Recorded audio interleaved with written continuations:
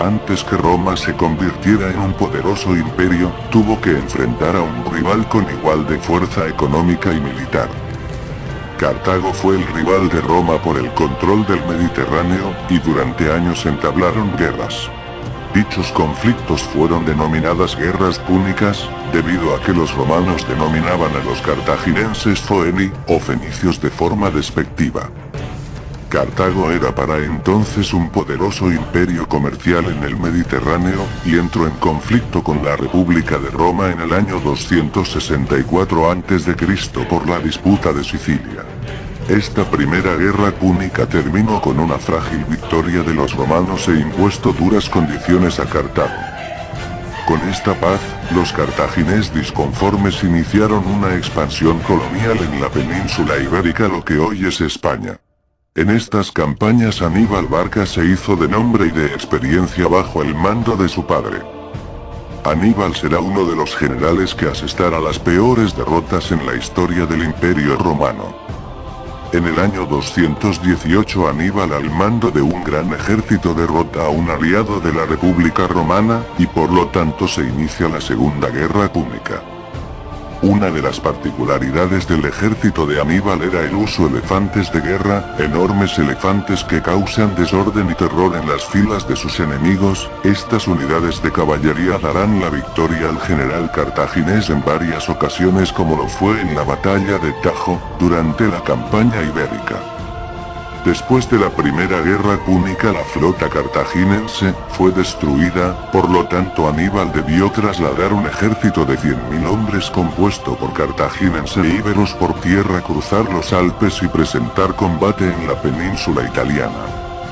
El cruce de los Alpes resultó un verdadero desafío. Estos eran la muralla natural de Italia. En este camino perdió muchos hombres y sus armas más temibles, los elefantes, cayeron por laderas y montañas. Mientras tanto, en Roma, se creía imposible un ataque de Cartago por el norte, y por lo tanto el Senado romano entró en desesperación.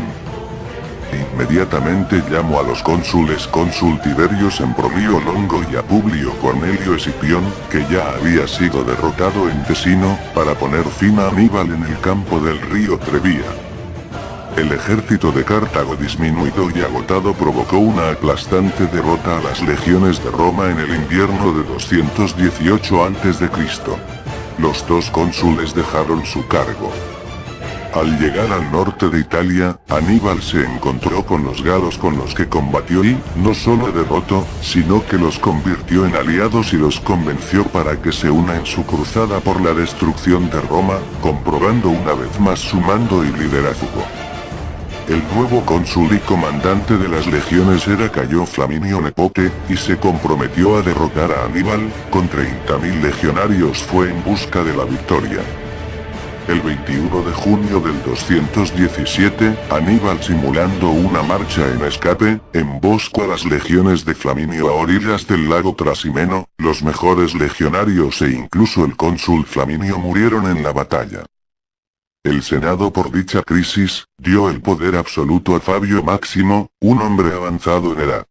Antes que un combate directo con el ejército invasor, Fabio propuso una táctica de escaramuzas, privarle a Aníbal de recursos para que su ejército no tenga comida y reunir nuevas legiones.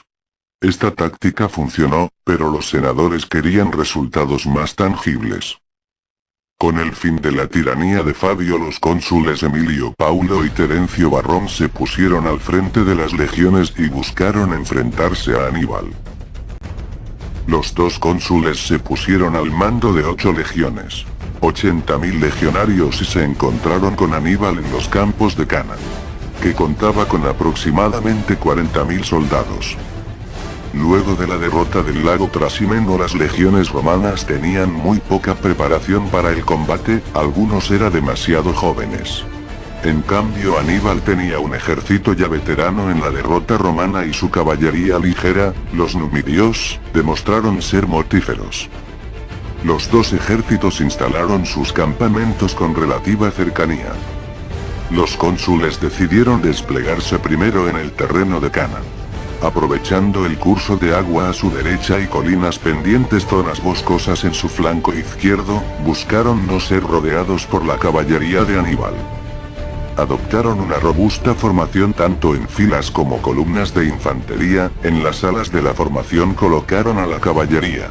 Los cónsules se colocaron en los flancos dirigiendo los escuadrones de jinetes en persona.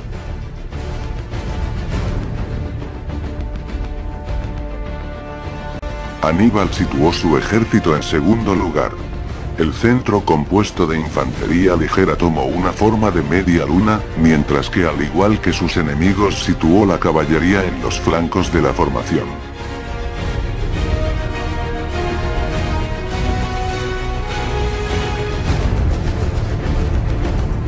En su reserva dejó la infantería pesada de África del Norte, los libios.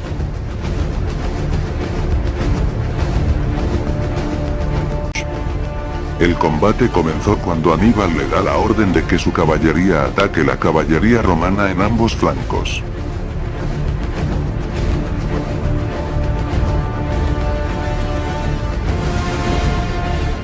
Mientras tanto, los cónsules ordenan a que la infantería arremeta contra la frágil formación cartaginesa.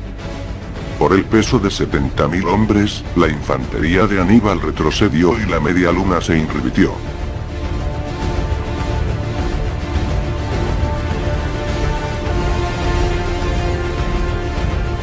Centro romano ganaba terreno, los flancos romanos avanzaron lentamente provocando que la formación se desforme al interior de la media luna cartaginesa. Aníbal personalmente dirigía el centro de la formación y exhortó a sus hombres a no romper la formación.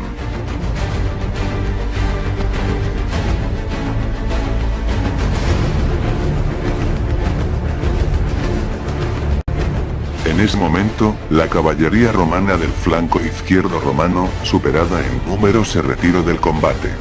Asdrúbal, comandante de la caballería cartaginesa, que estaba persiguiendo la caballería de Paulo, envió una parte de esta para derrotar la caballería de Terencio Varrón. Cuando los jinetes romanos observaron caballería enemiga en la retaguardia, se retiraron del campo.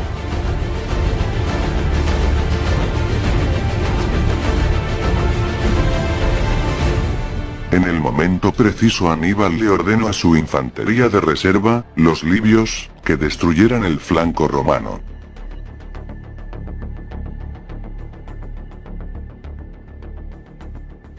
Mientras que la caballería cartaginesa terminó con la persecución de los jinetes romanos y cayó por la retaguardia de las legiones, cerrando así su trampa mortal.